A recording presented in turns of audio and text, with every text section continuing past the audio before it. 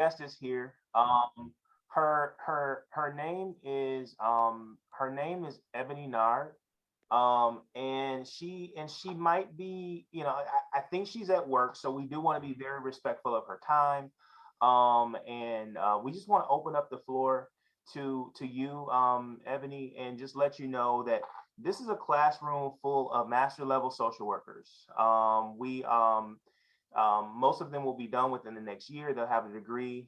Some of them will go off and be therapists and things like that. But we want to open the floor up to you and just have you tell us a little bit about yourself. You know who you are, what you do, and then go ahead and feel free to share with us as much of your trauma story as you possibly can, Okay. as you feel led to. Okay. Thank you everyone for welcoming me. I see all the welcomes down there. And thank you, Mr. McDowell, for inviting me on. It's truly an honor to be with you guys today. Well, I am Ebony Nard.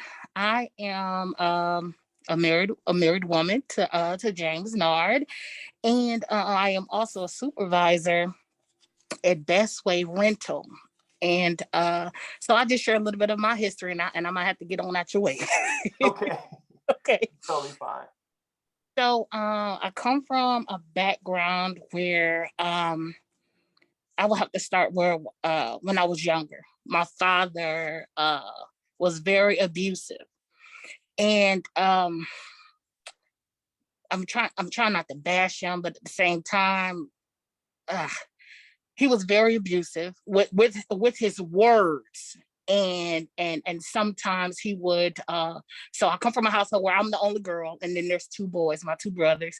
And my dad was sometimes he filled up with so much anger and rage, and he's dealing with his own trauma, but his trauma began to reflect on us, on his children. And sometimes, I remember just walking into the room, and would kick us in our butt, and would say, "You fat mutt." And I don't know, Mr. Melvin, if I could say this, but I'm just being transparent. This is your time. Go for it. He would say, "You big belly bastard," you know. And so growing up into that kind of environment, it's traumatizing. It's traumatizing, especially I could speak from a female point of view. The little girl that needed her father's validation, her father's love, her father's push, her father's protection. And so I grew up saying, okay, all of my past relationships was destroyed because that broken little girl never got the support from her father that she really needed. So every man that came into my life, now I'm a teen. I gotta keep going, y'all. Now I'm a teen. And now that broken little girl is in this teen body. The 5-year-old girl is in this teen body. The 7-year-old girl that was molested when her parents got divorced, I had to get sent to my mother's molester house. I got sent to my mother's molester house to live there for a couple of years. The molester didn't molest me, but my cousins did. So now I have trauma on top of trauma. No help, but trauma on top of trauma. So now I'm an adult. I find myself in the streets. I'm doing drugs. I'm selling drugs. All because this broken little girl never got the attention, the validation, the love that she really desired from the one person. And I know that your father gives you your identity. Your father is the first person to tell you, "I love you. You're beautiful. I adore you. You're more than enough. You're worthy. You can do it. You're bright." But my father told me I was retarded. My father told me, "You go into the disability office and you play dumb. When you get in there, this is how we're going to make checks. This is what I need you to play dumb. And if you don't, I'm gonna beat you. So I'm getting into these doctor's offices. So now I'm no longer his Dow babe, because that's the name that he gave me. I'm now this retarded mental patient. And so now I have to play this role, and then the role, as I got older, it began to become me. So now in my mind, My daddy told me I was retarded. In my mind, my daddy told me, you can't tell these folks that we're doing this, that we're doing that, because you slow. You can't do that. So now that I'm an adult in my life, I'm still saying, my dad's gone. He's dead. He's 6 feet under. But that little girl in me still say, Eb, you can't do that. You can't do that. Daddy's gone, but his words is still alive in my mind. His words is still alive in my spirit. His words is still alive. It becomes you. His words became me. And now as an adult, I went to go see the therapist. They put me on the medications. I still can hear his voice. I still can hear the butt whoopings. I still can hear the kick. I can still hear the big belly bass, and I can still hear the cries. And now I'm a whole supervisor. In my office yesterday, I was just crying. Mr. Melvin, I was crying. He's not here, but I still can hear the words.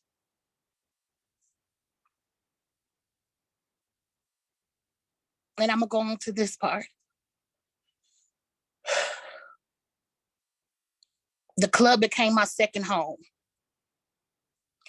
I didn't want to go home no more, where mama and daddy was. I have a good mother. She's still here. I thank God she's still here. She tried to do what she could, but she tried to do what she could, but at the same time, I still needed more of the mother, if that makes sense.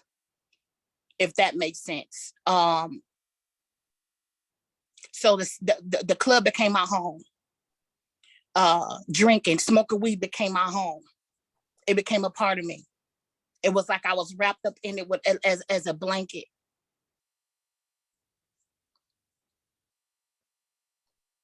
And I remember that one time I got so drunk at the club, I woke up on somebody's floor, and I found out that over 6 men had their way with me.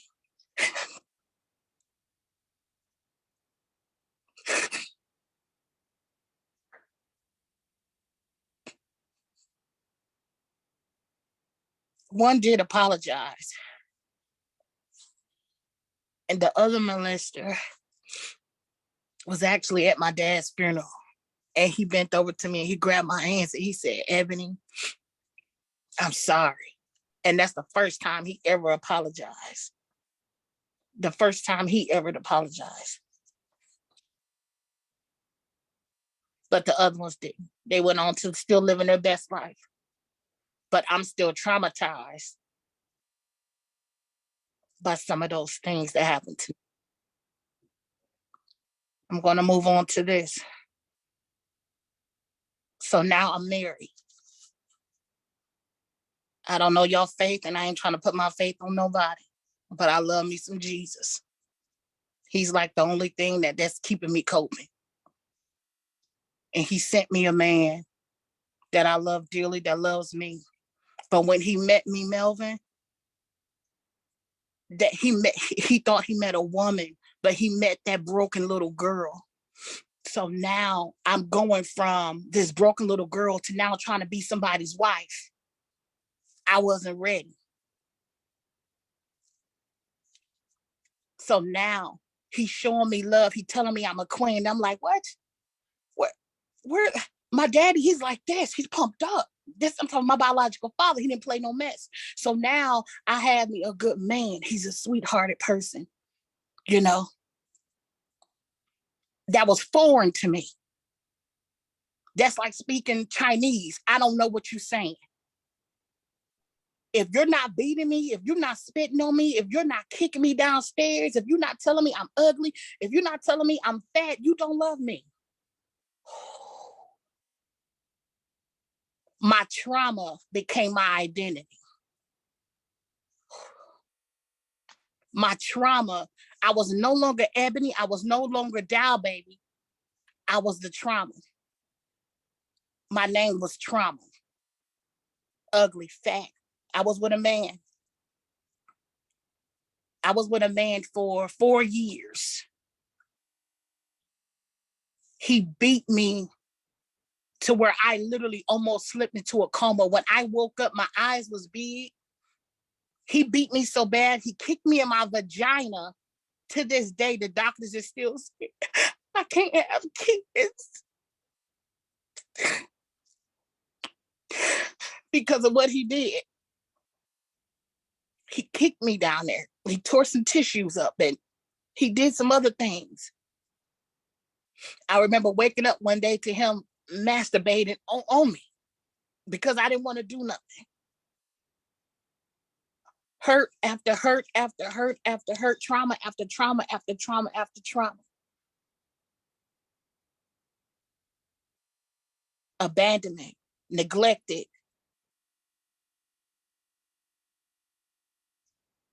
Walking in labels that people put on me.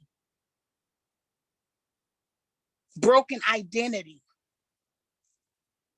Being the special ed, I heard him talking about special education. Well, I can vouch, I was there. I was in the seat. Special education, because I had to play like I didn't know how to spell the. I had to play like I want to roll on the floor while everybody doing their work.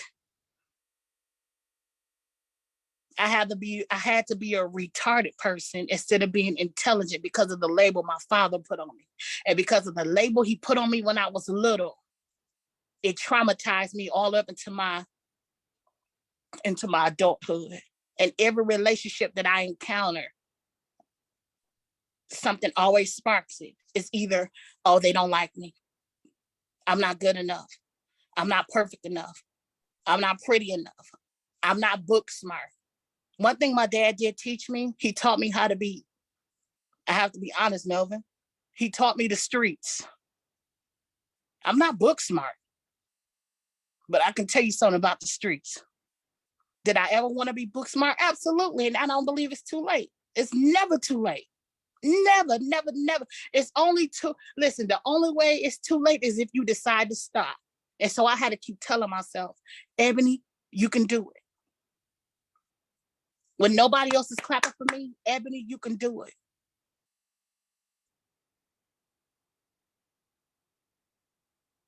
And so I found myself in a mental institution for 2 times.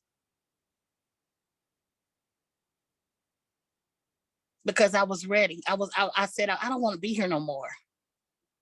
It was tiring. I was tired. Everybody had their breaking point.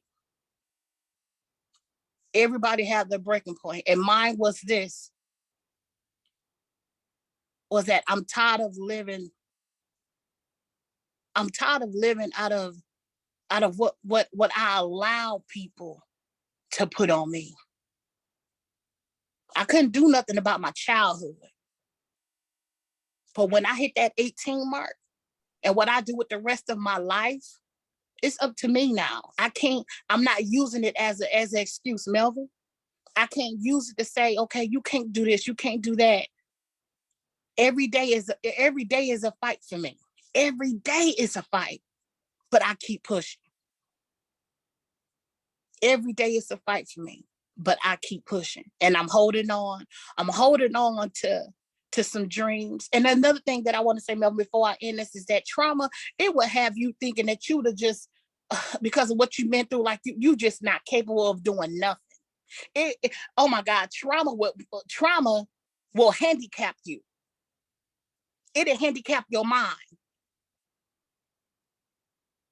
You'll be walking on crutches in your mind when you really can walk. You'll be in a wheelchair in your mind. This is good. You will be in a wheelchair in your mind, not knowing you have the right, you have the authority. Listen, and if you have the willpower, you can get up and do whatever you need to do. And I only can say that today, Melvin, although I know all of y'all, because y'all some therapists on here. I know y'all can hear some of my little pain up in there, but at the same time, I know that if I keep going, Melvin, I will make it to my mark. And one day I would love to be in your seat. My desire is I know I will be an awesome therapist. I just have to get over some of the stuff that I'm still fighting. You know what I'm saying? And so I'm learning to take off the layers. I'm a work in progress. I have to keep saying that to myself every day. Ebony, you are a work in progress. You are so welcome, Marquita. You are so welcome. And I have to say it every day. And so I'm gonna end it with this, y'all. Y'all heard my trauma.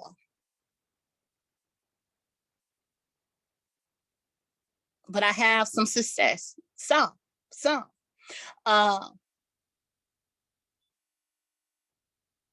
Thank you so much.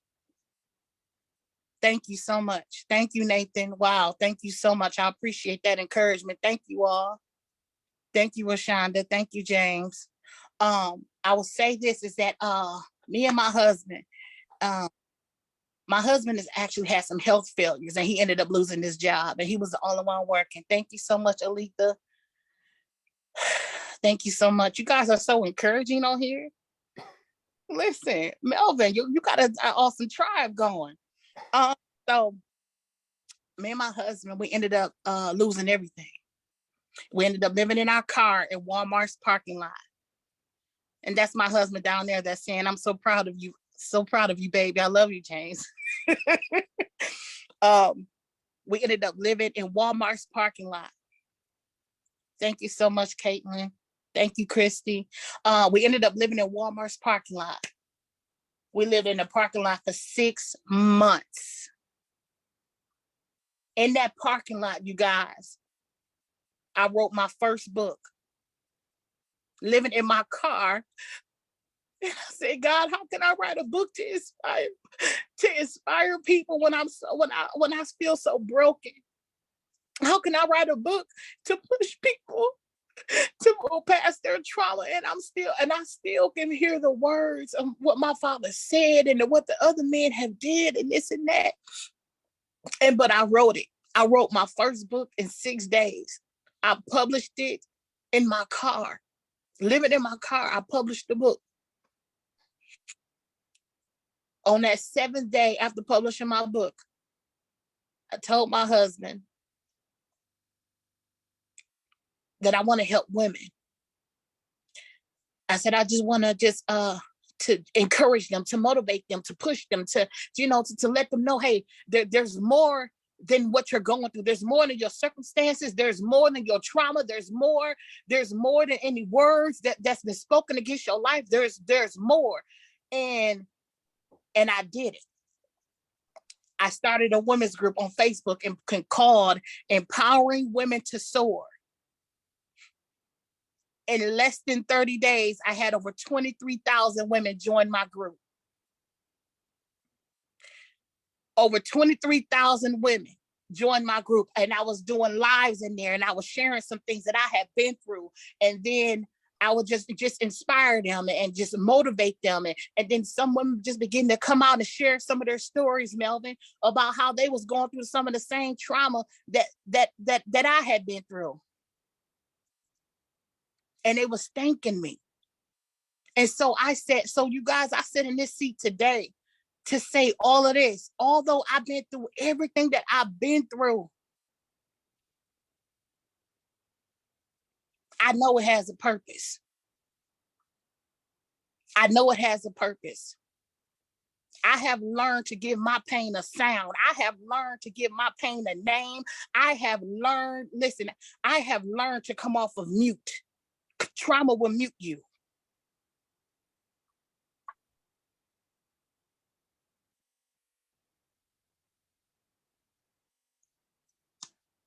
I thank you all for listening to my story. This actually did something for me. I appreciate it, Melvin. I appreciate everything that you're doing for people, and thank you so much, Jay. Thank you so much, Timothy. Thank you so much. You guys are so sweet. Thank you, Similo. Thank you so much. So listen, I hope that I inspired somebody today. I know y'all the therapists. y'all the therapists, but I hope I inspired somebody today. You guys just, you are so welcome. SW Alyssa Wolf. Listen, I can't pronounce all that, y'all. Now look. Don't worry about it. Wow, thank you, Lita. So Ebony, thank you. Thank you so much for sharing such a heartfelt story. But I even feel bad calling it a story because this is your life. It's not just a story. Absolutely. Like there's so much to that. And amongst your tears, I hear strength. I see strength. I see power. The fact that your husband is on the line. I didn't even know he was going to join us today, but the fact that your husband is on the line is amazing. And and it's just touching. So thank you so much. I don't know how I feel about opening it up to questions. I would love to. Okay. Okay. All right. Do anybody have any questions or anything that they want to share or say? Can I go? Go for it, Leon. Hi, Ebony. I was the other guest speaker before you, and first of all, your story is powerful. As a seasoned therapist, I think it's good for aspiring therapists to sit there and hear your story, because we are the takers to hear that story and weave it out and try to make some sense of it and try to help stabilize it into something that's more palatable to live life. One of the most powerful things that you said was coming off of mute. And, from a therapeutic sense, what we say is that when you no longer hide the things that you've impacted, they no longer become the stressors that can hold your life back. So you might want to go on copyright coming off of mute or something like that. You need to log off and go on copyright that. But since we have a room full of aspiring therapists, one of my questions is not necessarily about your trauma, but tell them your experience with your therapist. Was it good, bad? Did you have to go through a few of them? What was your growth process in working with your therapist? Okay, I will have to say I did go through two. The first one, she be truthful. Give it to us raw now. Okay, my thing is this: if you're not sympathetic, I'm praying. I hope that I'm using the right words. They're your words. Okay, listen. If you can't show, if I can tell when you're just sitting there for the money. If what I'm saying to you isn't how can I put it? If what I'm saying to you and you're sitting there looking at me like I'm a wall, you know what I'm saying? Like I'm not making sense, because remember, she's speaking to that 2-year-old that felt dumb. So daddy stared at me like, what you mean? You see what I'm saying? So and so then I moved to Miss Samantha. And Miss Samantha, she had, oh my goodness, she was just sweet. She was down to earth. And she allowed me to just vent it all out like I just did with you guys. And then she would give me strategies. She would give me exercises. Okay, Ebony, when you begin to begin to hear your father's voice, I need you to take a deep breath and breathe in and breathe out. Do it at least 2 to 3 times, and that it would help. But you have some therapists that you can tell are just there for the dollar and really don't care about somebody's emotional trauma. Yeah. From our perspective, we talk about like your body presentation, eye contact, really understanding how to pull out those right words, but and also understanding like some therapists aren't that great. Yeah. Some listen with the impact to hear. Listen, I was moved by your story.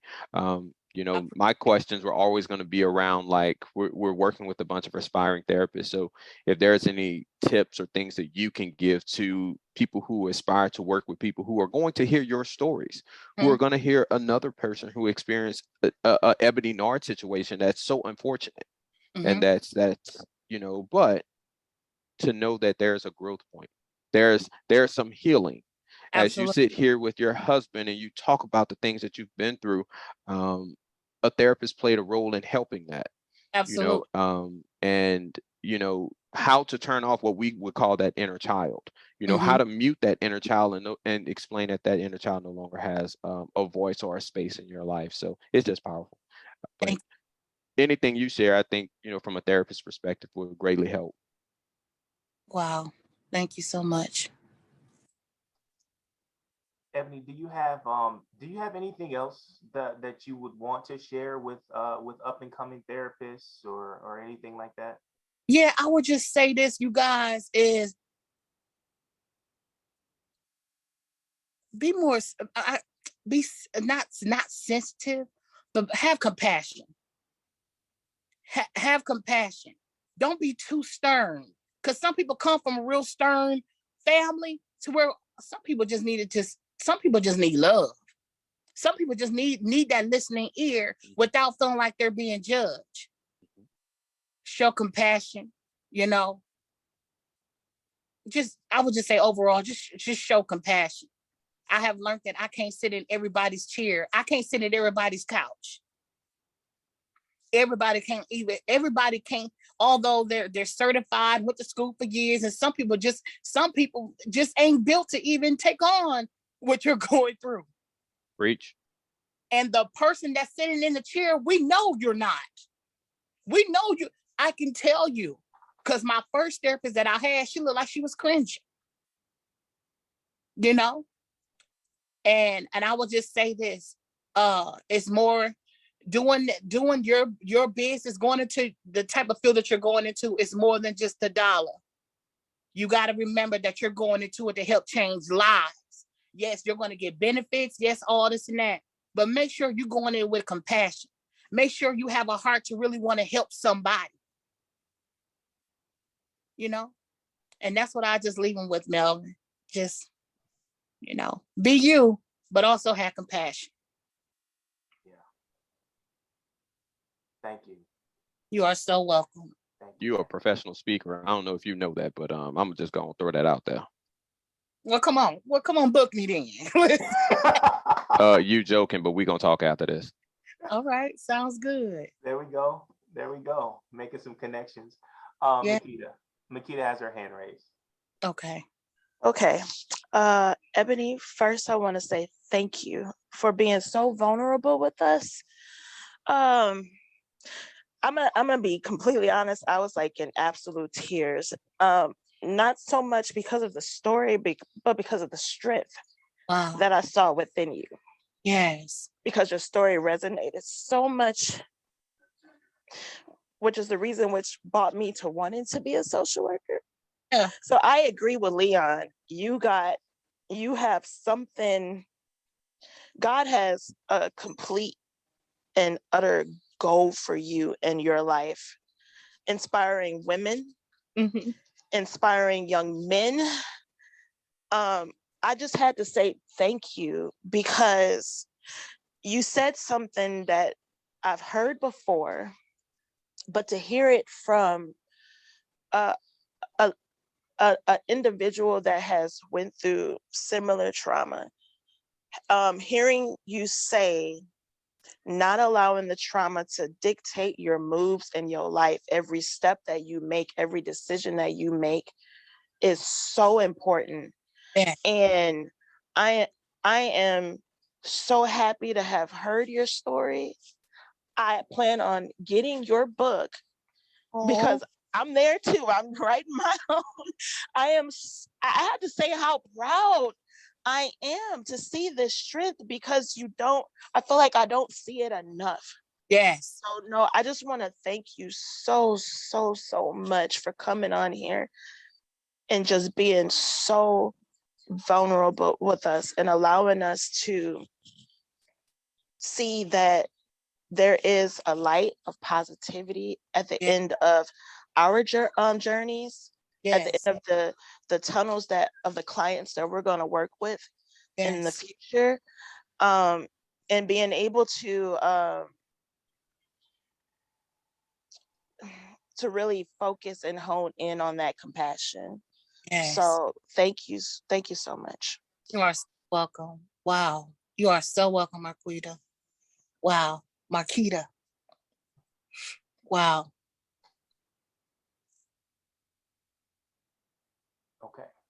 Um, I'm gonna just say post a link to the book. yes, yes, yes. I need 5 copies. Right, right. I'm gonna get the link and I'm gonna share it with everybody. Ebony, any last words before you go? I would just say this. Thank you. The responses, I'm overwhelmed. Man, my heart is full of joy right now. I was sitting in my office before I came out, and I said, listen, so y'all therapists on here are soon to be. I had to go take a poop. I said, listen, I was a little nervous about this, and I said, okay, a whole bunch of therapists is listening. But listen, I appreciate you guys. I thank you for welcoming me, Melvin, Marquita. Thank you so much for that. You truly just bless my heart. And you too, I can't think of his name, Mr. The seasoned therapist that's on here. Leon. Yeah, Mr. Leon, thank you so much. Melvin, thank you for even opening up this door and opportunity. I don't take it lightly. I thank you for everybody that said that, that you received everything that I said. And I'm excited for whatever is next. So thank you so much for having me on. Thank you. Thank you so much, Ebony. Okay. Okay. And so, Ebony, I'm gonna follow up with you and James after this call. Is that okay? Oh, yes, that's fine. Okay. All right. Okay. Well, thank you. Oh. I know you want to stay on and read all these comments and stuff, but I'm still on the clock and my boss is here. So yeah, you better get going. All right. Bye, everyone. Thank you for having me on. Bye. Bye.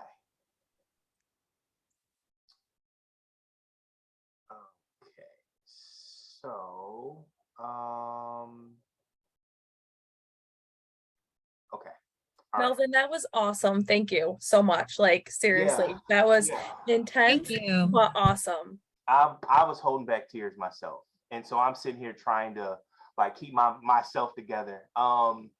Yeah, thank you guys. Thank you all so much for the encouragement for her, for the attention that you gave her, and just being the therapist that I know that you can be, and so let's process that though, because again, as we've talked, a lot of the things that we talk about in this course can be triggering for us. So let's just process that just really, really quick, and we'll shoot whatever questions or Leon, I would love to even hear from you in terms of like what was shared and just your thoughts and whatever. The therapist in me goes when a mile a minute. And first of all, before you are a therapist, you are a human. I would ask you to go get yourself looked at if you that story did not emotionally impact you in some kind of way. As a seasoned therapist, I've heard stories like that and worse, and they impact us. They are those stories that sometimes it might just be a little difficult to leave it at the office. It might be a little difficult to just let that story go. So before you dive into anything, when you know you have moments like that, stop and process that. Stop and process, what was it like for you to hear that? What was it like to listen to such a tough story? And how do you stay in the moment even when listening to such a tough story? Because some of it is moved us to tears, but how do we process that as an individual first and as a therapist second? Now she dropped a lot of gems when she said that inner 5-year-old, 2-year-old in an adult body. And that's part of trauma. When we talked about getting stuck in stages and things like that, where you couldn't trust people, trust versus mistrust. It's a lot of nuances that you hear there that would allow you to process with that client if that person was sitting in front of you. Melvin make a good point. That's where a good supervision comes into play. But even how she moved on through life, because physically she grew up. She got through school. She started relationships.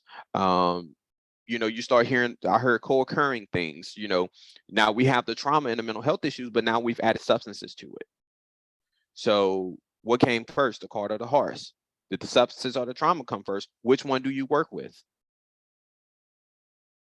Will the drug usage stop if you can fix the trauma? So those are some of the things that I would say think about. But be mindful of how you process, because that first therapist that she had was probably burned out, probably unable to hold space for a client. And not saying this therapist is a good or a bad person, but they maybe reached a point to maybe that's tough. Or maybe her story was so tough that therapist probably didn't know how to process it. And so that's why I say step into yourself first, because what if you've experienced something very similar to her story? How do you hold space without it being a trigger for you?